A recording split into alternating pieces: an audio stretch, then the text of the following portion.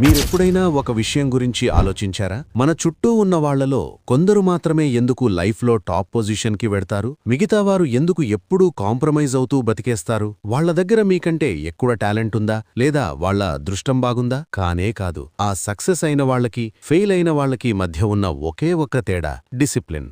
నమస్కారం. ఈరోజు మనం మాట్లాడుకోబోయే ఈ టాపిక్ బహుశా మీ జీవితాన్ని, మీ ఆలోచనా విధానాన్ని పూర్తిగా మార్చేయగలదు. వీడియో ఎండ్ వరకు చూడండి, ఎందుకంటే చివర్లో నేను మీకొక పవర్ఫుల్ ఛాలెంజ్ ఇవ్వబోతున్నాను. ఆ ఛాలెంజ్ తీసుకునే ధైర్యం మీకుందో లేదో చూద్దాం.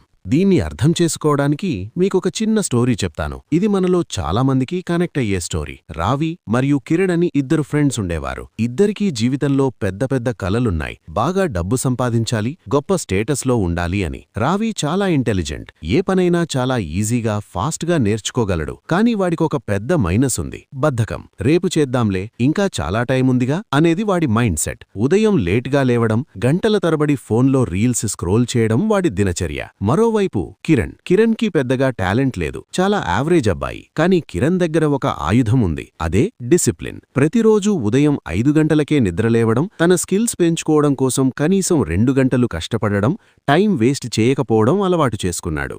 ఎవరైనా ఫ్రెండ్స్ పార్టీకి పిలిచినా తన పని పూర్తవ్వకపోతే నో చెప్పేవాడు. ఇలా సరిగ్గా 3 ఏళ్లు గడిచాయి. 3 ఏళ్ల తర్వాత చూస్తే రావి ఇంకా అదే పాత లైఫ్లో ఉన్నాడు. నాకు లక్ లేదు, గవర్నమెంట్ బాలేదు, పరిస్థితులు బాలేదు అని ఇతరుల మీద కంప్లైంట్ చేస్తున్నాడు. కానీ కిరణ్ తన డిసిప్లిన్తో తనకంటూ ఒక సొంత బిజినెస్ స్టార్ట్ చేసి తను కలలుగన్న లైఫ్ని జీవిస్తున్నాడు. చూసారా, ఇక్కడ టాలెంట్ ఓడిపోయింది, క్రమశిక్షణ గెలిచింది. చాలామంది ఏమనుకుంటారంటే మన భవిష్యత్తు ఎక్కడో 10 సంవత్సరాల తర్వాత రాసిపెట్టి ఉంటుంది అని. కానీ నిజమేంటంటే మీ భవిష్యత్తు ఈరోజు, ఇప్పుడు, ఈ క్షణం మీరు తీసుకునే నిర్ణయాల మీదే ఆధారపడి ఉంటుంది.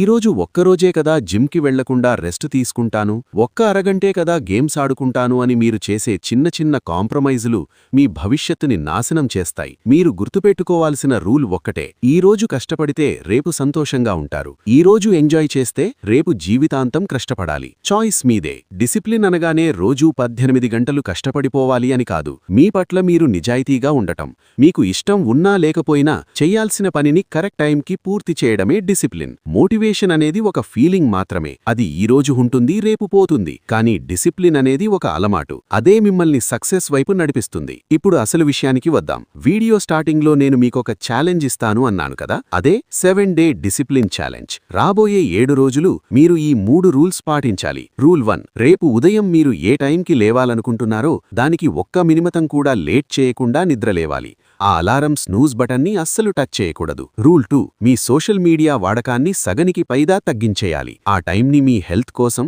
లేదా మీ స్కిల్ డెవలప్మెంట్ కోసం వాడాలి. రూల్ 3: ప్రతిరోజూ పడుకునే ముందు ఆ రోజు మీరు చేసిన పనుల గురించి ఒక బుక్లో రాసుకోవాలి. ఈ చిన్న ఛాలెంజ్ మీ మైండ్ని రీప్రోగ్రామ్ చేస్తుంది. మరి ఈ ఛాలెంజ్ని స్వీకరించే ధైర్యం, మీ లైఫ్ని మార్చుకునే ఇంట్రెస్ట్ మీకు ఉందా? ఉంటే వెంటనే కామెంట్స్లో "ఐ యాక్సెప్ట్ ద ఛాలెంజ్" అని టైప్ చేయండి. చూద్దాం మన సబ్స్క్రైబర్స్లో ఎంతమంది నిజంగా వాళ్ల భవిష్యత్తు గురించి సీరియస్గా ఉన్నారో.